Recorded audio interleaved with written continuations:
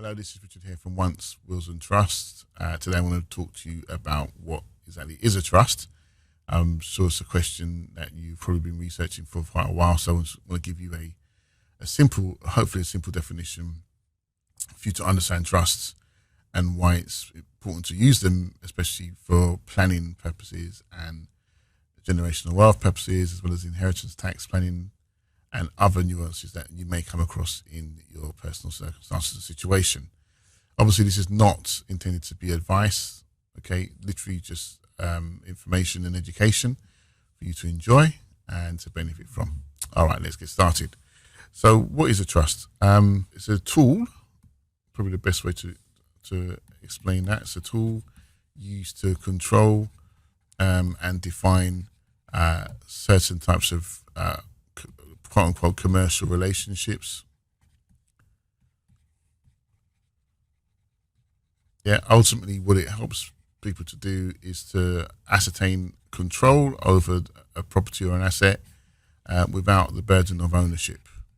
Okay, you've probably heard me say this over and over again, or you've heard it before. I think it was maybe David Rockefeller or perhaps the brother Kevin, I can't remember now. The secret to wealth is to own nothing and to control everything.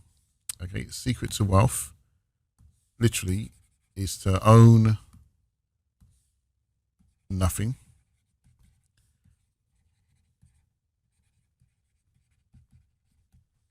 and control everything. And probably one of the best tools to utilize it, there's more than one, but one of the most popular vehicles or tools that can allow you to operate in this realm where you own nothing and control everything is the use of a trust. So to break it down even further, a trust effectively helps to control or define certain types of relationships and the dynamics between them. There are three parties to a trust initially. The first party is known as a settlor, and that's the one that actually creates or sets up the trust. They're called a settlor, maybe a grantor if you're coming from the States perhaps, but they're the ones that settles property into the trust or conveys or puts property into a trust. Okay, so they actually create the trust. They actually have an intention to benefit a loved one, which is normally known as the beneficiary. We'll talk about that in a second. But they have an intention to do something positive or a purpose to do something purpose. So they set the trust up with that intention. Okay, so here's my special triangle just to help you see what's going on. So you have a trustee, and that's the person or individual or entity that is administrating or managing the trust. Okay, specifically the property that's in trust, they're managing it according to the rules and terms of the trust. Okay, so piece of property, and they're doing it on behalf of the beneficiaries or beneficiary. Okay, and so the beneficiaries really just enjoys the use of the property, and they're seen to be the true owner. Okay, of the asset. But that's in a different jurisdiction. I'm not going to get too technical today, but that's in equity. All right. So because of that, we operate in a different jurisdiction. We just call it the common law, just to keep it simple, or statutory jurisdiction. And so the trustee is known as the legal owner. Okay, the trustee has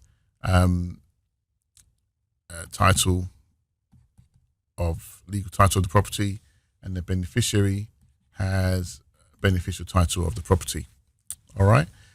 After that, once the trust is established and the settlers put their rules and their wishes in terms of instructions for the trustee and what they want to see happening or what they'd like to see happening, because it depends on the type of trust that we set up. That's for another lesson. Then the settlor is really out of the picture.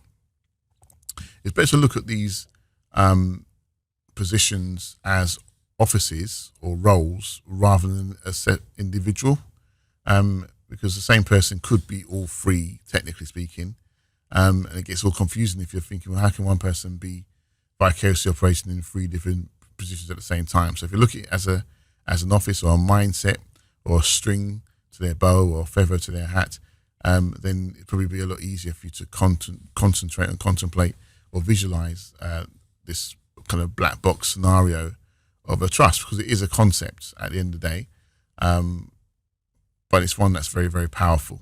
All right, and with this setup, effectively we've got the position where the settlor who once owned the property outright in full, no longer is seen to be the one that owns the property outright. That he or she is now distributed that property for someone else to look after without the liability of ownership. They just administrate that role. So they have a responsibility called a fiduciary responsibility. So it's very important that they're honest and upright and straightforward, okay, and not deceptive in any way. And that they do that knowing, in good conscience and in good faith, that they're looking after the beneficiary for them to enjoy the use of that property. All right? So let's put a bit of a context to this rather than completely theoretical. So we've got Charlie. Forgive me if your name is Charlie. And Charlie has a Rolex watch, for argument's sake. I couldn't think of anything else off the top of my head. And Charlie wants to basically make sure that his son, Roger, receives the pen at some point in the future. Okay, so that's little Roger here. He wants Roger to enjoy, sorry, not the pen, the watch. He wants Roger to enjoy the Rolex watch when he reaches the age of 25. Okay, so Roger doesn't even need to know about the watch. This is just Charlie's thought process. You know, I really would love Roger to enjoy this watch. I don't wear the Rolex that often. It's really valuable. It's quite a limited edition, and I want to pass it down to Roger to enjoy and benefit from in the future. So Charlie has a choice. If I keep it really simple, Charlie just basically says, right, I want to get my mate Tom, stand-up guy, best man in my marriage, in my wedding. He knows the family well, trust him implicitly. So I want to let Tom hold the watch, okay, on behalf of Roger. And then once Roger reaches 25, all Tom needs to do is, whenever Roger wants to go out and he needs the watch, Tom will let Roger utilize the watch. But otherwise, Tom, it's your job to keep it clean, stop it from getting tarnished, make sure it's insured.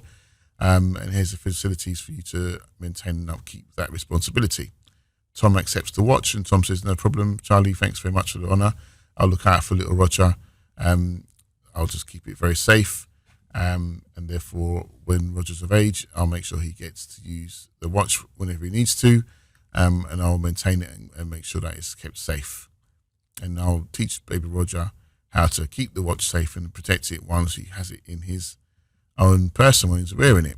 So Charlie's happy about that. Tom's happy to be part of the family dynamics and helping out baby Roger.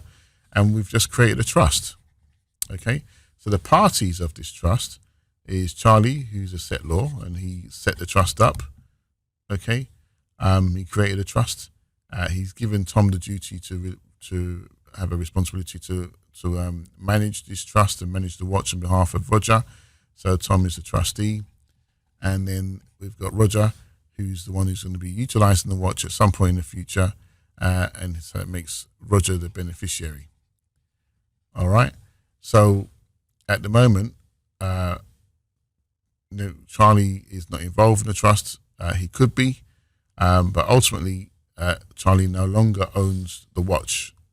That's the main thing. Right? The watch is no longer owned by Charlie. It's owned by the trust.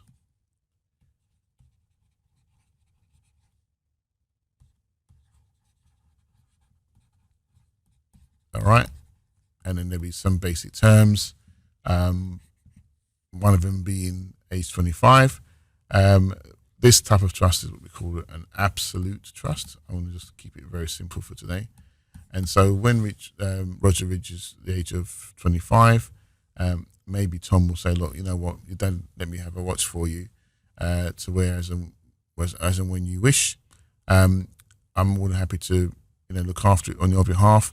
And whenever you need to watch, then feel free to let me know, and I'll make it ready and available for you, so you can benefit and utilize that watch or enjoy its use whenever you need to. Okay, so that's a basic absolute trust setup. The reason why it's called an absolute trust, because Roger, when he reaches 25, can say, "We know what, I don't really need Tom's help anymore. I understand my dad's wishes for me to enjoy the watch, and I understand the concept of why I want to have a Rolex and keep hold of it and protect it, etc., etc. So, Tom, thanks very much. I no longer need your help. I'll take it from here." And Tom has no say in this matter, because it's an absolute trust. Once the beneficiary reaches a certain age, then the trustee has to adhere to Roger's wishes in this instance. Okay, so that's an absolute trust. Not going to go into any more right now, but at least you have an idea. You can conceptualize the importance of a trust and how it can be used initially. All right, just with individuals in this case, but each individual has a separate and unique role. Roger's the beneficiary, as I said, Tom's the trustee, and Charlie's the settlor in this instance. All right. There are quite a lot more to trust than this, but just to keep the concept really super simple, allowing you to understand that, I'll stop it at this point. Feel free to drop any comments below if you have any questions, and I'll more than happily come back to you. Otherwise, don't forget to like, or please remember to like the video if you got some benefit out of it. That will really help me out. And obviously, click that bell to get notifications of when I produce the next training, ready for your learning and ready for your benefit. All right. Thanks again. See you on the next side, on the other side, rather. Cheers.